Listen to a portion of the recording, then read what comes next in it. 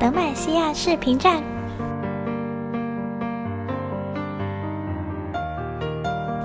视频背景音乐、选手主播天赋符文、隐藏分查询就在最强王者组，还等什么？赶快扫描二维码关注我们微信吧。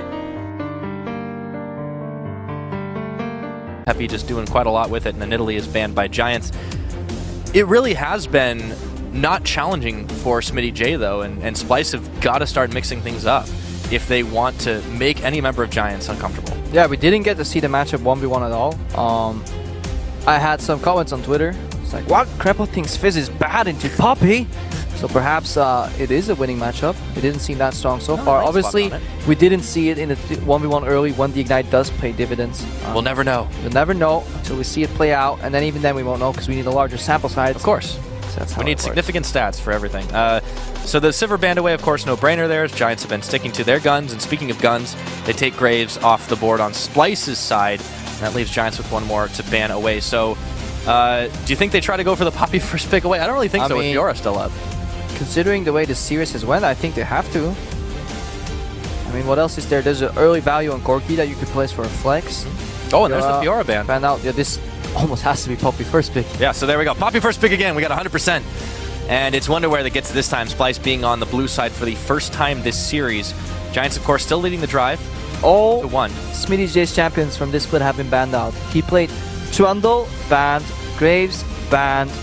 Fiora, he banned himself. And his Poppy, his most played now, is taken away. So Smitty J will have to reveal at least one new addition to his champion pool. At least one today, so he will be challenged a little bit. And they're taking their time about it. Still 30 seconds on the clock. They don't have to pick it up, of course, right now. He knows he'll be up against that Poppy.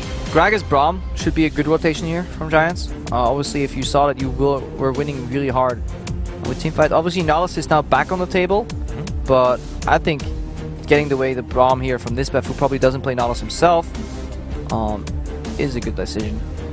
Well, you've got one half, and we will keep on ticking the clock to find out if you are right. 3 seconds to tick down, and it's locked. Crepodamus again. Yeah, I mean, it's pretty obvious at this point. Hey, easy predictions are still predictions. So generally, this is where Splice answers with support and jungle, because both are revealed and both are really good, like, second rotation blue side. They could steal away the Corki if they want and flex it. Maybe put some pressure. Maybe the Lucian. It is possible. Generally, we don't see it, but Sunstar has had really good performances on that Lucian. Yeah, especially last game. And according to Monte Cristo on Twitter, it has been a staple from him as well over in Korea. So it's definitely a comfort champ, and maybe when things get on the line here, taking away comfort champs could be possible. If not, we should see like an Alistar Lee Sin, or an Alistar Elise is what we usually see. Oh! Surprisingly, he got Sejuani. So heavy teamfight oriented. And the Lucian gets stolen.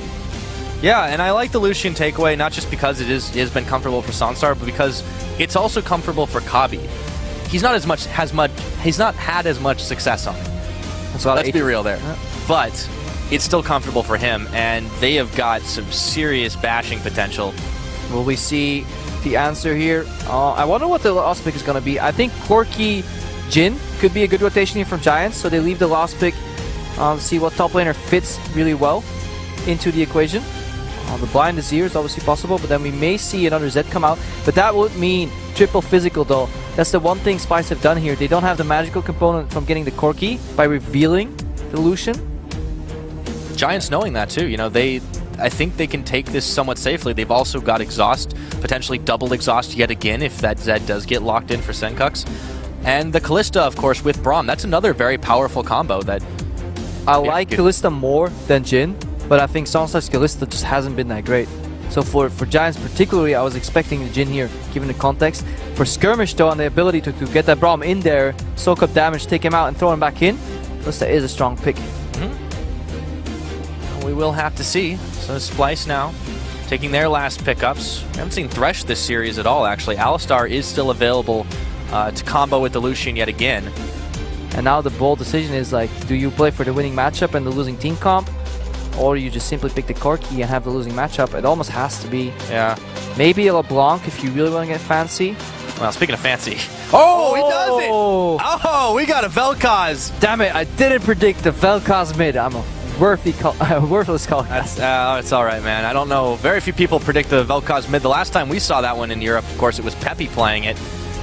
That is going to be an interesting mid lane matchup. Alright.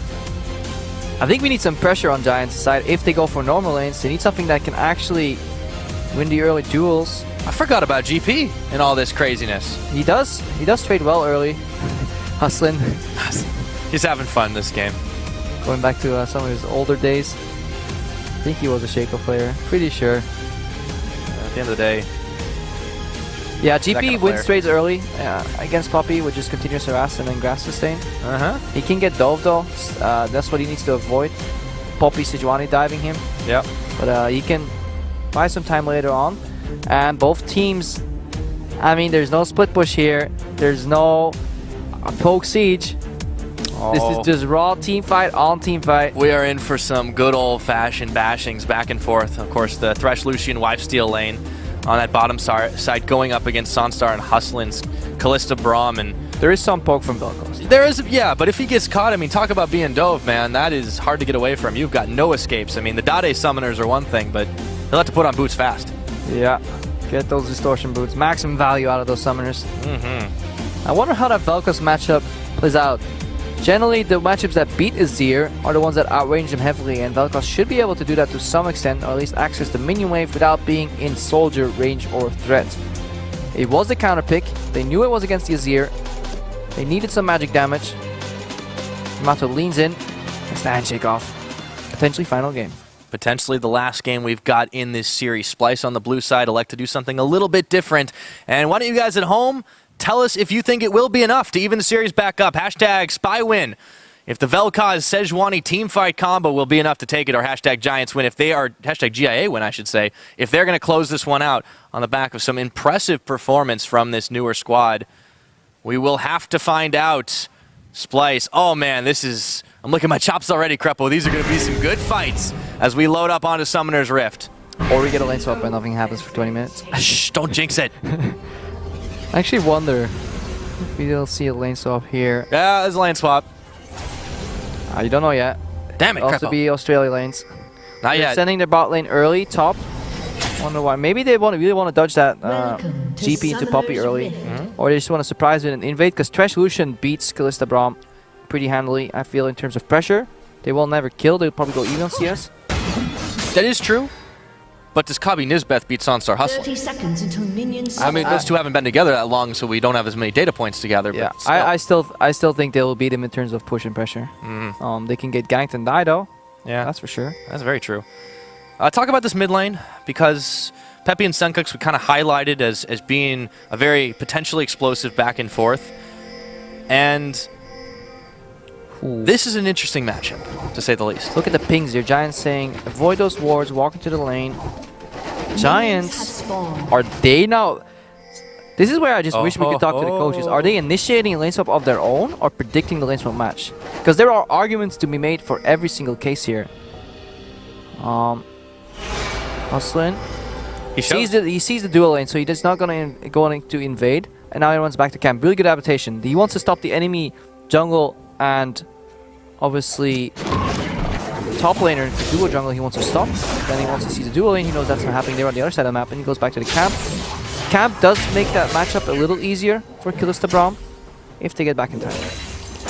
That is always the question. But yeah, starting off in their respective camps, back to the mid lane, Senkux is able to push out against Peppy right now in the bottom lane. The Poppy Gangplank dueling is always a little rough for Poppy in the beginning. And Wonderware has been on the other side of Poppy matchups this series so far. I want to see what he makes of the little Yordle. Yeah, you see the approach here to the mid lane matchup. Of course, Power Spike level 2 first here. Oh, the hook on his Sonstar. Instant exhaust. They have to spend a summoner just for that. That means Sonstar and Hustlin were not respecting level 2 spike though. You know exactly when that's coming out and you know the distance. They were up too far in the lane. Luckily, they're laning with exhaust, which obviously nullifies that a little bit. They'll have to farm in their tower. Mild CS disadvantage. Won't result in any kills. Mid lane though, the approach is push over CS. When the first two waves hit tower, it was respectively 4 and 3 CS. So you're sacrificing creeps just for the sheer value of whoever pushes that lane. But once Peppy gets some levels, Senkux can no longer do what he did level 1, which is blow up the wave. So he'll be pressured in and have to learn how to CS with his tentacles. power of poke back and forth. So he hits level 3 as well. So I'll leave it up in that mid side for now. And as the knockup goes through, we switch back to the bottom side, where Smitty J is 1 level up on Wonderwear. Yeah, his barrel's going. That's what you do. So you zone him off. Every time he comes close, you cue him in the face, and then you put a barrel on top of yourself. That's threatening barrels. Yep. And yeah, you basically threaten him. If you ever walk into my range to trade, I will just explode a barrel in your face. It's imminent zone every time. Poppy can obviously try. Oh, clear it. Clear it. Also throw the buckler at it and get it reset, but Grasply Undying comes in really handy for GP though, being a little squishier on that side of it. Wisdom going through, moving from his jungle to the other, but he backs and sees the Scuttle Crab. So Spice rather, not Spy Girls. They're pushing and they're poking and they're whittling away. They want to eventually out-sustain, so they want to get all these potions off this ROM. And they have the safety, but look at Wisdom here. He pathed around the Scuttle Crab. Took time, body slams over the wall, but they should be able to generate a gank because there's no wards, because Spice is relying on that Scuttle Crab to be plenty of vision.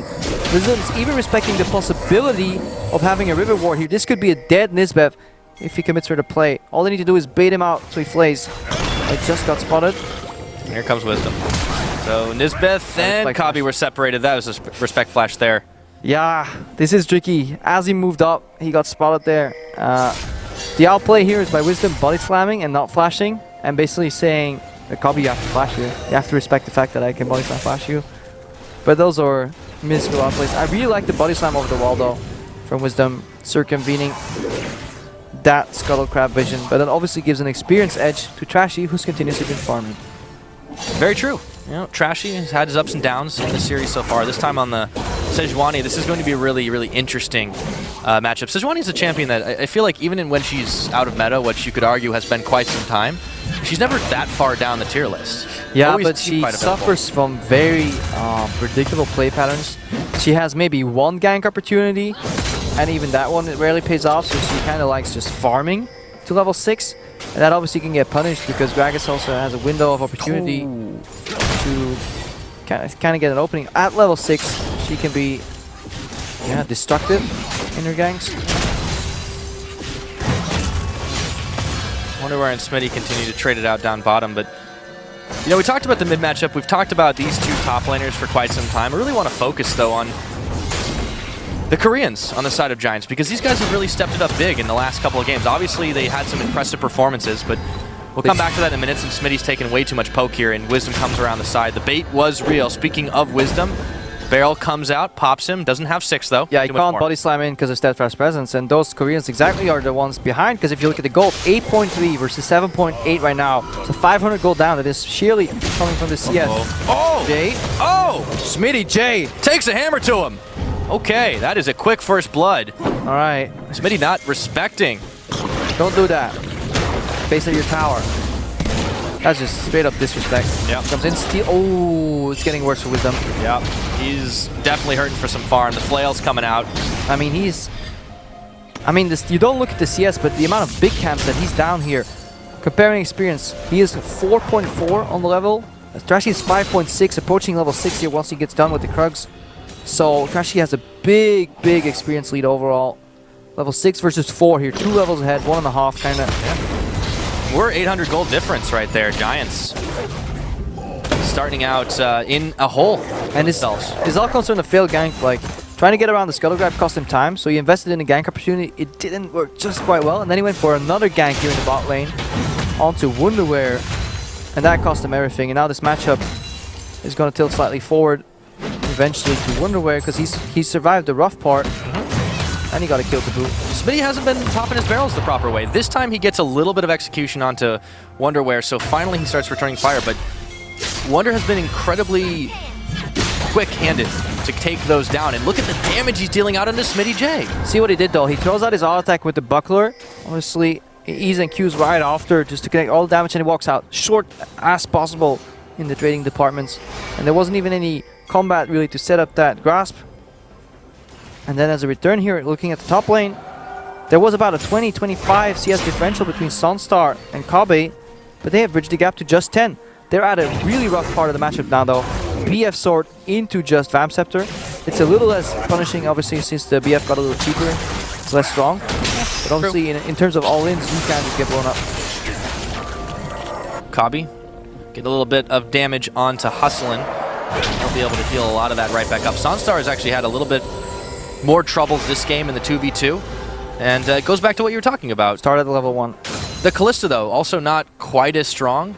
But you're right, the level 1 really is a significant factor in them not being able to get much going. The difference here is that both AD carries are really strong at trading, but one has a range support, one has a melee support. So the range can obviously always chip away, trade, and poke. And melee supports are forced to play defensive, prevent all-ins, or go all-in themselves, but they can't really do these short trades where Thresh excels. Auto, flay, hook, thread here. Hudson has to walk up every time to block that hook. Then he gets flayed, autoed, and now he's off HP. He gets poked out. Fate's call goes down, and then they set up for maybe a jungle interaction dive here later. They always have the push pressure too. Maybe it doesn't result in a kill, but there's so much pressure on the bot lane and it can crumble at any time. Imagine if Trashy comes top here right now and they go for a play. Oh, they get another hook. Not going in on that one, but he gets a double flay, and that prompts the Glacial Fissure. Exhaust onto Kabi. Cannon Barrage is down from downtown. And Trashy looks to come in maybe for a dive, but Kabi and Nisbeth are a little low now. He's going for Hustlin. There's the flash. Oh, Hustlin! Oh, the Glacial Prison misses. Hustlin gets away from this one, and now it's Trashy who's in trouble, but he takes the Lantern to freedom. Yeah, fantastic play there. Really good flash from Hustlin, and Trashy, he's not having the greatest series. This is... You're having your mute button pressed, Pyra. Say that again. Mental fortitude required. Pyra was drinking from his tea. Thanks for letting me know. And then suddenly the voice went... Yeah.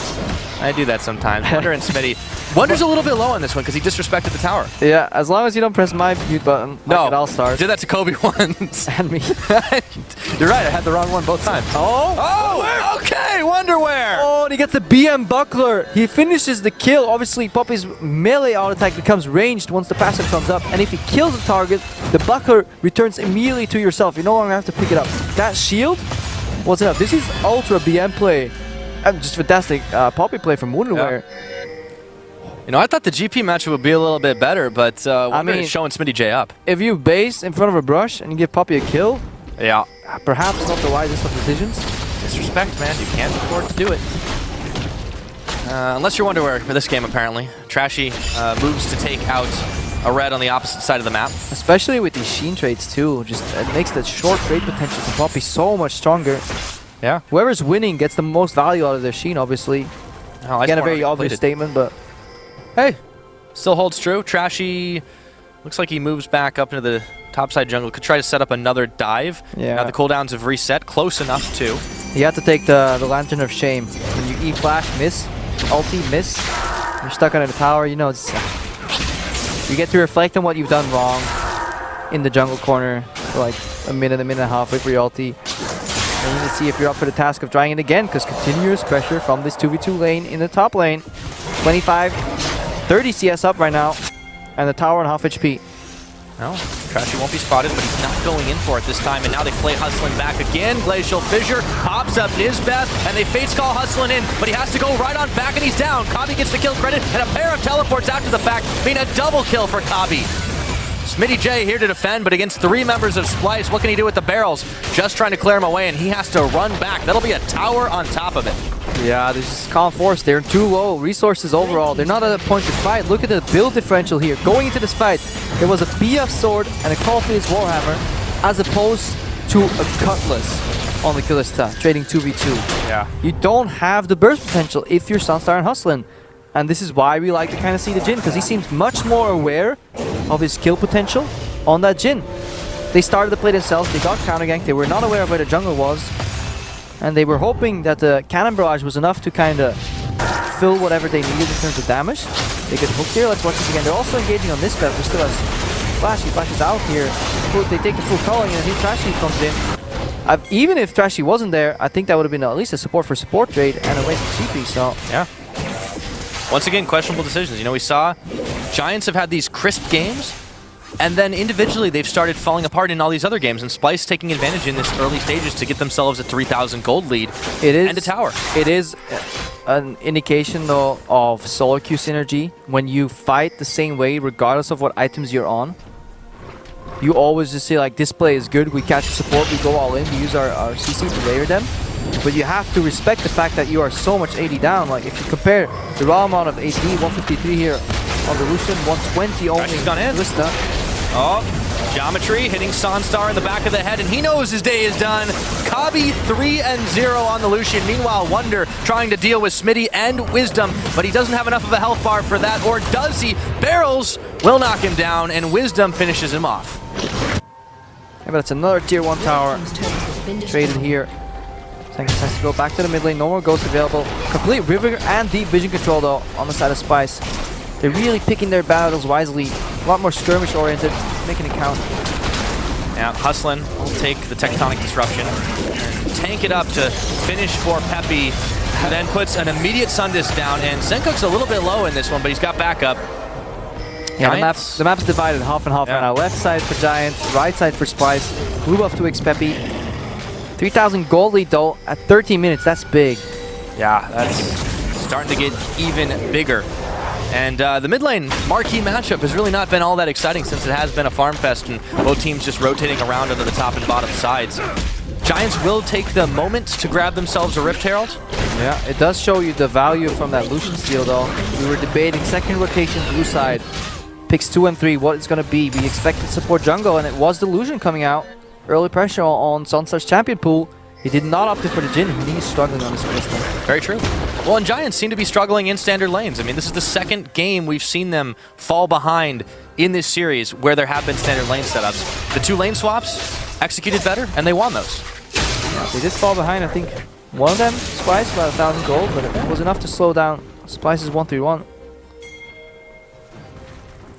And the execution at the end of the day has been better in those situations, but anything could change as Peppy is a hair's breadth away from being imprisoned. Yeah, and another Azir early picked and counter picked. So Europe at least is showing some answers to this early Azir pick. Yeah, it's not all Shurima all the time, but for Peppy, he has been prioritizing it when he can get his hands on it, still showing some impressive play. But the counters, they keep on coming. Crab is hooked in by Nisbeth, and Trashy will eventually take that one down if he doesn't stop. Always good for the confidence, you know, landing that hook. Yeah. Crab. It's a moving target. It's hard to hit. All right, I want to see a Mad Life here. Predictive. Oh, not yet. Buckler throw. Yeah, Wunderwear did you should always pop W first, then Ian. So, because then maybe you clip him. So little things. Movement speed increase here. And knock a few points off his grade point average. Yeah, he's doing fine. You can say GPA. Hey, okay. Now they're firing on the mid, but Wisdom's still here around the other side with Peppy. They've got enough wave clear to really be able to stop this push, and that does mean Splice will turn their attention towards the Dragon. This will be the first one of the game.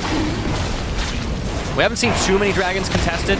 Nah, it's been like 1-1, 2-1 in most mid games here. It takes a while. If you're not lane swap, the thing is, when we saw some of these 5 Dragons earlier in the season was when we had lane swaps not being mirrored, Dragon being taken, and teams not punishing that with a good Rift Herald push. Because the loss of tempo you get by taking a Dragon is just too big, and teams have really learned that an early Dragon isn't the right approach to take in a lane swap, and in standard lanes nobody ever gets to it because it's just not worth enough. So the first Dragon is so late that nobody really plays for 5 Dragons. Alright. Good lecture on that one. So I want to bring your attention to the double pink warding that was just being cleared up by Nisbeth. What do you make of that one? Just waste some time. It's only efficient when you play against Jhin. Yeah. Because you'll tilt it for life. He has or Graves. Yeah, or Graves. Wunderwear though. Speaking of being in trouble, he's knocked sideways, pinballed, but Smitty J tanks the tower. They don't have any more minions back up there. And Wunderwear walks out with his life. Yup. Uses his flash to get the Dragon's exploding cast escape vessel. That does mean that Wisdom must have used an all-attack or a spell in between ER, because if you ER perfectly, there is no room for flash. Yeah. Instead, he tilted Wunderwear in a good way. Yep. Back towards his tower. Straight to the base. But they do isolate the tower. That one goes down. That's 2-2. Giants answer back. They're still in the gold hole, though. Unfortunately, still 2,000 gold down. And the gold hole? Yeah. That's what we call it. All right. Yeah. You feel free to invent your own things. I love the coin gold phrases, hole, man. They're 1.7k down in the gold hole right now. They're struggling. They have some possibilities to win late game team fights. GP and Azir can literally 2v5 late game team fights with the combination of their ultis and continuous damage output. Splice have a good wombo though.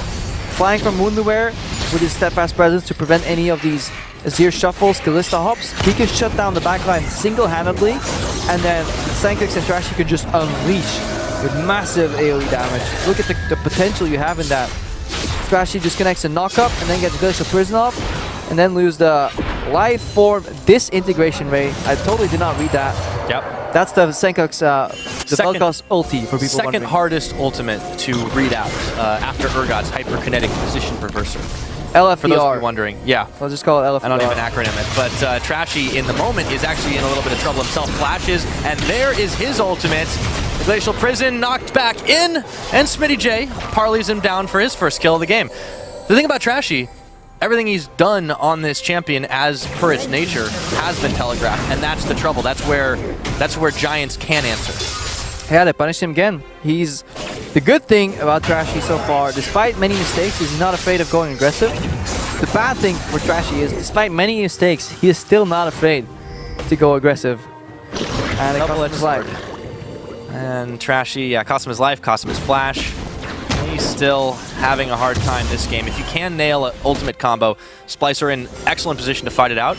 But I do worry for contesting objectives. I mean, look at this Giant site. They've got an Azir, they've got a Gangplank, they've got a Kalista. That is a hell of a lot of damage to take down objectives. Yeah, it's a lot of damage, but it's very prone to flash. So deep vision is paramount for Splice. They need to get wards behind the Giants lineup. If you run it on a Azir Kalista, yeah, you will get healed. But if you get one guy in the backside or the flank here, like Wonderwear coming in. Yep, Smitty is down. Braum ulti a little bit too late for that one, and he's bopped right back on up from the Keeper's Verdict. Nisbeth and Wonderwear can walk right out of that one, and they grab themselves another turret.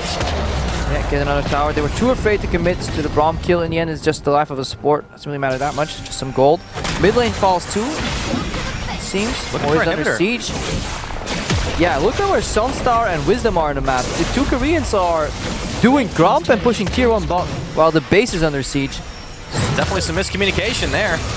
And Wonderwear will get the Lantern Yoink right back to safety, and they do some serious work on the tower. It will start regenning, but slow. And Splice, for the moment, own this top side of the map. They are, however, backing on a ward. Yeah, backing on a ward. They layered Sun Vision, though. Oh, they've knocked Wonderwear right in. Steadfast Presence, he goes back into the hustling, and he's actually taken quite low. Trashy comes in for the re-engage, and a teleport comes out, and Wonderwear once again yanked to freedom. And life form disintegration is Senkux. He grabs himself Smitty J. Not standing up to that one. And Hustlin nearly ate it too.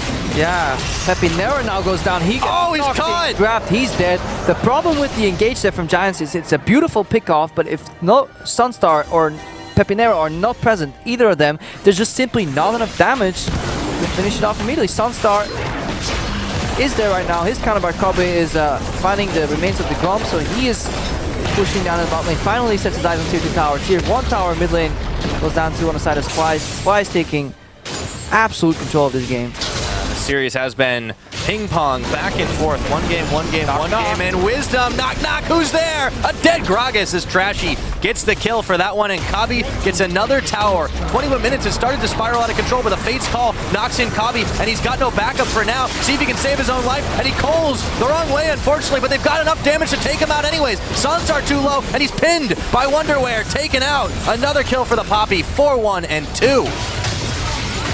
Revenge killing, it looks like might happen, but Wonderwear gets the knockup, and Hustler is down. In comes Trashy again. They look for Smitty. The double kill for Senkux. And all of a sudden, Giants back into their own base. Emperor's Divide, but Peppy's caught. Goes in, and that's the ace. Kabi gets it. That's going to be inhibitors. Wonderwear is playing like an absolute madman this game. The things he's doing on this poppy pick makes you wonder why did Spies not try to ban it out themselves or pick it up somehow with some squeezing in the pick and bans, because that was a fantastic play. He actually used his ultimate to buy time, knock up 2 people, and get the Lantern out of that fight. And it all started with that greedy back from Smitty J at the start. He launched Wonderwear inability to carry this game.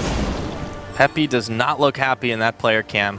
Of course, we saw Yamato can. It's always a good day when we get more Yamato gifts. And we got double Peppy. 2 Peppys, por favor. But yeah, might need 2 of them in this game. They need to calm down though, because this is just a learning game. At this point, if your emotions getting this much affected, it may be wise to just forfeit and just keep your calm and reset for the last game. Yeah. Kobe is getting engaged on here. I like this opportunity here. Trying Sonic Fate to go aggressive. Again, the main way they've won this series so far is by going aggressive. Yes, then obviously the cost of this play is that you get triple knockback. Win the way here. Look at how low he goes and how he uses his ultimate to stay alive here. He dodges some of the soldier damage that gets put on him by knocking the Grom into the wall, and then he gets enough time to click the lantern by using his ultimate. Yep. We're right back into the fights here. Sunstar has pulled in Hustlin. But he goes back. And now Trashy looking to chase them all down the line. Disintegration from Senkux, and he gets himself a quick double kill on the back of that. Giants have lost 3, and the rest are hurting. If there's ever an answer to a full teamfight comp, it has to be Sejuani Vel'Koz. The damage from that combo is absolutely disgusting in these fights where Giants are just slightly down, so that means they're on the back foot positioning-wise. Giants have only gotten 2 kills this entire game. And they don't look like they're on track to pick up any more. Down more than 10,000 gold here. Senkux and crew are looking to lock up the win, to tie up the series, take it to game number 5. The bounce back continues. One Nexus turret falls. Smitty and Hustling valiantly trying to hold it, but Wonderwear will make sure it won't be for long. He's out and about. The rest of Splice still holding firm here. Wisdom trying to hang, but Sonstar's down. Smitty's hooked. Smitty's popped. Nisbeth with another massive Mad Life hook, and the Nexus will fall. 24 minutes, and Splice are back on the board. And as always, when we expect a quick 3-0 sweep, we don't get it. It goes full 5 games. They have been entertaining though, pretty short games. Another 24-minute game here overall. Just very teamfight oriented. I like it. Bloodbaths. And you can see the emotion on Peppy's face though. I mean, you have to be careful, as the Koreans would say, don't let it break your mental. Yeah. Still, the next game, everything counts. You're back to a best of 1. They've got some thinking to do. Yeah, this is where, because it affects yourself, but it also affects your teammates, and that is the biggest problem. You really want to keep spirits high there, because in a team environment where communication likely is already struggling, talking like positively and calmly instigates more communication. Like if I'm not talking, my teammates are less likely to start contributing what they may deem as trivial information, and then suddenly some missed calls don't get there. Maybe you didn't call it a ward, you don't repeat how you want to gank, and people start going into the zone of autopilot, and that's dangerous for a best of 5 final game where momentum and mental fortitude means everything. Exactly, and for a team that we already know may have some communication issues, we had heard that maybe they're not really talking together at the way they were thrown together in a roster. You have to wonder if they have a way to fall back and, you know, pick up the pieces, because you're still 1 game away from LCS, just 1.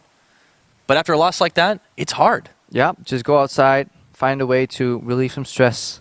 At least it's a nice day out there. Was doing there. Yeah, that's one way to do it. All right, we're going to let analysts take a look at that game as we look forward towards G5. G5. Go outside? What? That's dangerous. I don't know what he's saying there. In any case, yeah, they do need to regroup. And Jankos, you actually came on the desk and said, well, they should pick a team fight comp, and that is exactly what they did. The Prophet? Wow. It is, I guess. So how do you think they executed it in the end? Oh, I think they kind of destroyed the lanes, so there was not a lot of team fights left, but they played it pretty well, I think. Also, Sejuani into Gragas is pretty good in terms of team fights as well. So overall, I think they played it so well. I mean, so basically, Gragas outsells every jungler in the game right now. Maybe except for Sejuani, but still a little bit. So what happens, you want to is like, you just want to farm up a bit early game, and then Gragas still kind of destroys you early game, but at some point you became even, and then in team fight you can do more if you play it correctly. Obviously, Gragas E-Flash is kind of OP, but except for it, your ult is better on Sejuani side, so